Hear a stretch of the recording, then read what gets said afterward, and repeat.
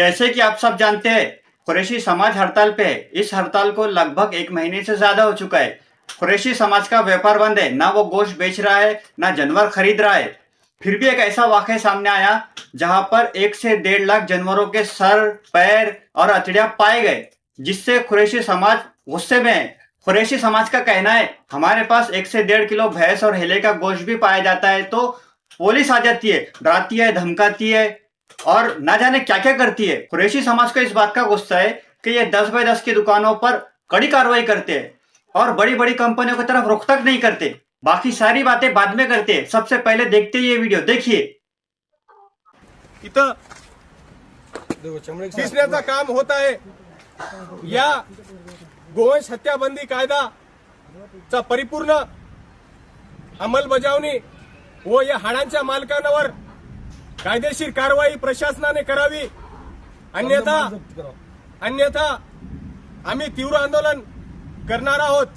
माननीय पोलीस निरीक्षक साहेब असतील, उपविभागीय पोलीस अधिकारी असतील, माननीय तहसीलदार साहेब असतील, उपविभागीय अधिकारी मॅडम असतील, यांना सर्वांना विनंती आहे, या सर्व गोवंश जातीच्या जनावरांची हाडं आली कुठून, याचा म्होरक्या कोण, याचा मालक कोण, याला कायदेशीर परवानगी दिली कोणी, या सर्व बाबींची सर्व तपास चौकशी झाली पाहिजे व कठोर यांच्यावर कारवाई झाली पाहिजे।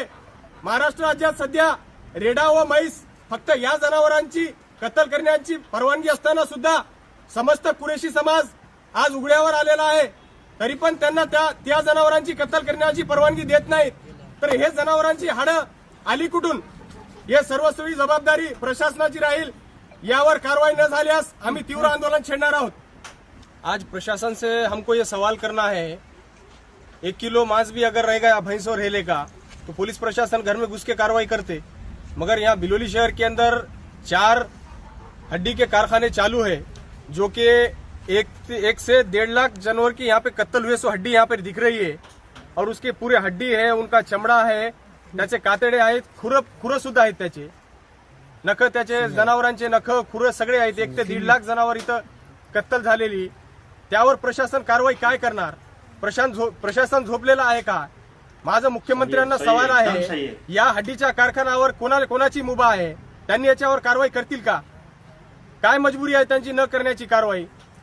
अर्धा किलो मांस जरी भेटला तर त्याच्यावर कारवाई करता, हे 1 ते 1.5 लाख जनावरांचे खुरं आहेत, याच्यावर कारवाई कस का करत नाही तुम्ही?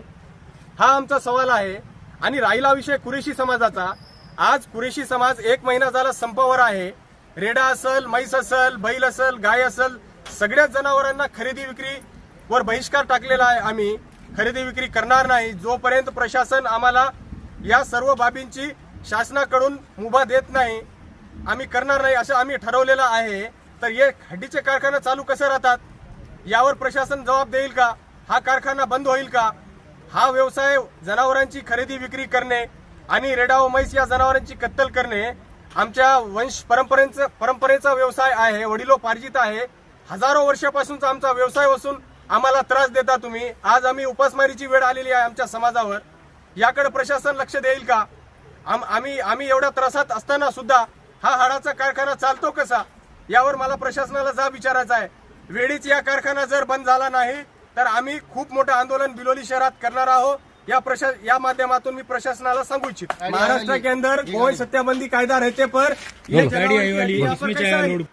2015 से गौ हत्या पे प्रतिबंध लगा है, ये सारा कुरैशी समाज जानता है। फिर क्यों वो कानून के खिलाफ जाएगा?